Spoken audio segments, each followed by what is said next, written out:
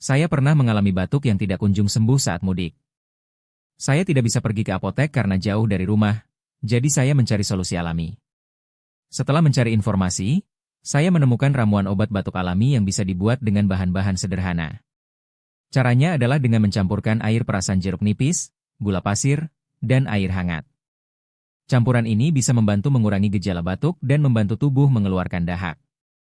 Saya juga menemukan bahwa ramuan ini aman untuk dikonsumsi karena terbuat dari bahan-bahan alami. Jadi, jika Anda mengalami batuk saat mudik, coba ramuan obat batuk alami ini.